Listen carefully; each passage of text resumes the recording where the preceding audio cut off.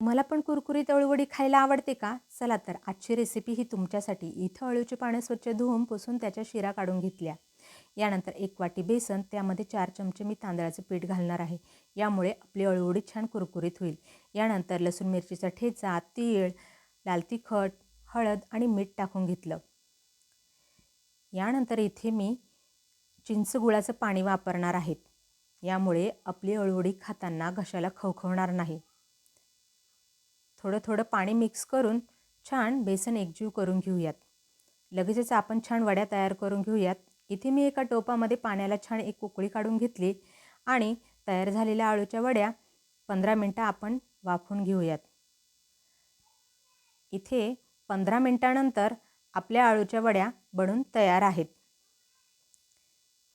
10 मिनटं छान फॅनच्या हवेखाली आपण ह्या वड्या थंड करून घेतल्या आणि कट करून गरमागरम तेलामध्ये कुरकुरीत होईपर्यंत छान तळून घेऊयात. मैत्रिणींनो, इथे आपल्या अळूच्या वड्या बनून तयार आहेत. व्हिडिओ आवडल्यास लाईक, शेअर आणि सबस्क्राईब